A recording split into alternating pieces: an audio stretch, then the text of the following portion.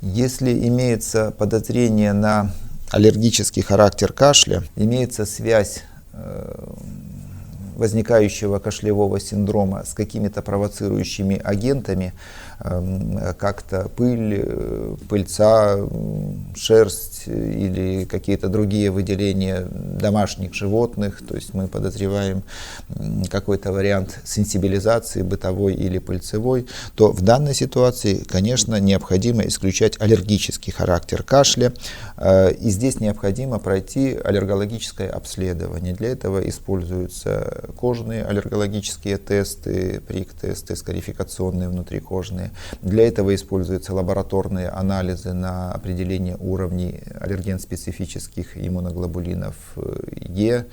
Обязательно консультация аллерголога в данной ситуации.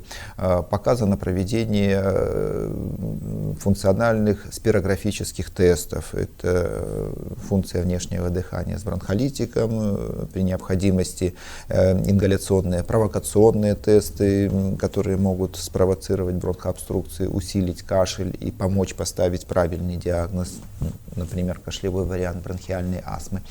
Необходимо при сухом кашле также у взрослых пациентов думать о возможности приема, возникновения кашля на фоне приема препаратов из группы ангиотензин превращающего фермента. Это те препараты, название которых, как правило, заканчивается на прил, каптоприл, эналоприл, лизиноприл, ну и так далее.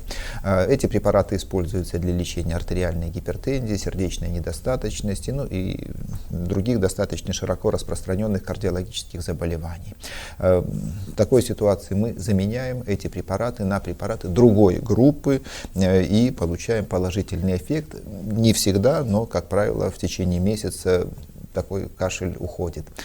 Не следует забывать еще о такой возможной причине сухого кашля, как гастроэзофагиальный рефлюкс. Да, здесь тоже есть необходимый спектр обследования и своя лечебная тактика. Это, как правило, достаточно гастроскопии, но и этот кашель все-таки носит определенный характер. Там усиление после приема пищи кашля, это усиление кашля при переходе в горизонтальное положение. Это должны знать наши все и врачи, и это должны знать пациенты.